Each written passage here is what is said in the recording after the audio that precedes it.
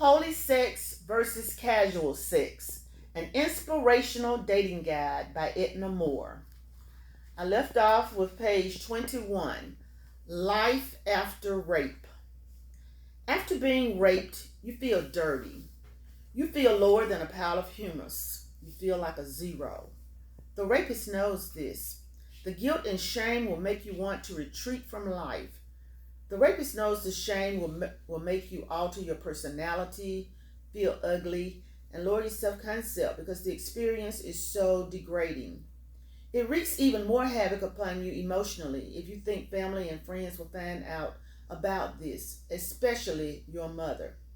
Would I have ran away to escape the shame and disgrace if my family and friends had found out? Yes. I was not emotionally or mentally prepared to be labeled as a rape victim. A rape victim feels the stigma of rape will never disappear.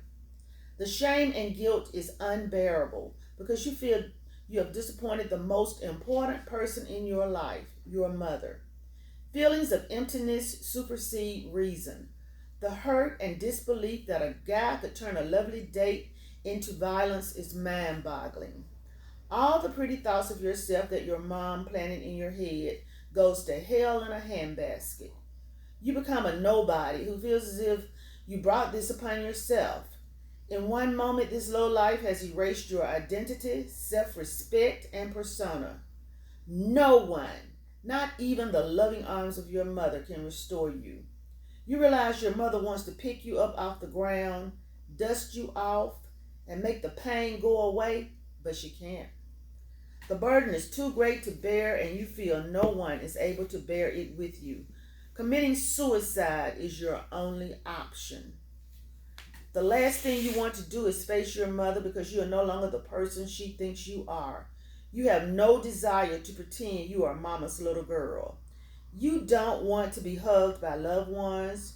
You feel too alone with one wish, that your heart stops beating. No one can restore that peace of you that you were robbed of. If you feel as if you've let your parents down, it feels as if all the shielding and protection they provided during your young years was for naught. Your only desire is to start anew, hitchhike to a new land, and forget the life that was planned for you because you are a nobody looking for an identity. Yes, you survived with your life, but you died on the inside. Seeking justice is a non-issue. The need to forget is greater than the need to recall each disgusting moment. You don't want to revisit this place, so punishment and reporting the crime doesn't even register in your psyche. You're not trying to understand the violent act at this point. Finding out who you are is imperative. You want to know, where do you go from here? The question is, do I commit suicide, run away, or go to God in prayer? I showered and showered, but the dirty feeling lingered. Only God could wash this injustice off me. I petitioned God to take this cup from me. I prayed as I showered 10 times a day. Lord, right the wrong that has been done to me. Renew a right spirit within me. Let me not hate. Let me sow seeds of love throughout my being, because you made me a creature of love. As I showered 10 times a day trying to wash this man's handprints off me, I had a revelation. He had violated my physical body, but not my soul. The showering stopped after 5 months. Thoughts of this unkind behavior evaporated from my physically, emotionally, and mental body.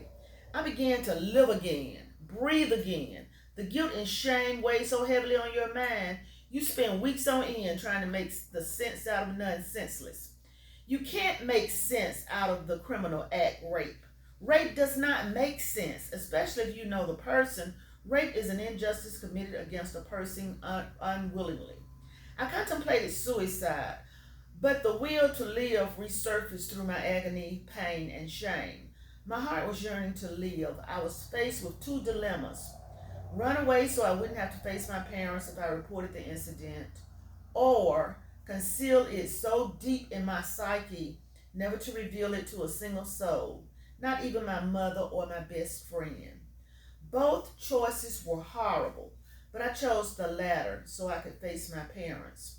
When a young person is confronted with such an overwhelming choice, the pain becomes unbearable.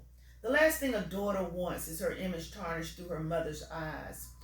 I wanted to protect the image I had spent all of my youth building. It was destroyed overnight as I perceived it.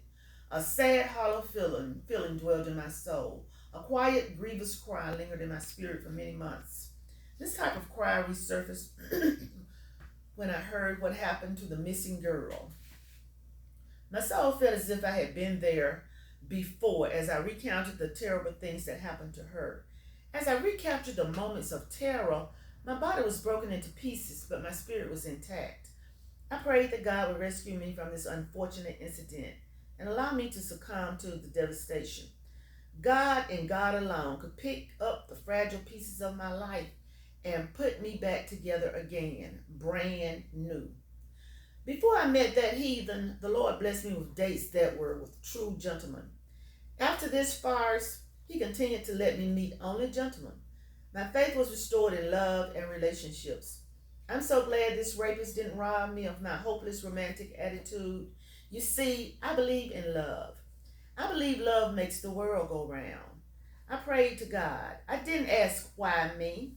I asked, what does this mean, Lord? How am I supposed to feel about life now? Has he stolen my joy? Can my life be repaired? I opened my Bible and began to read the 23rd Psalm because I was depending on my shepherd to lead me through a valley that had no path.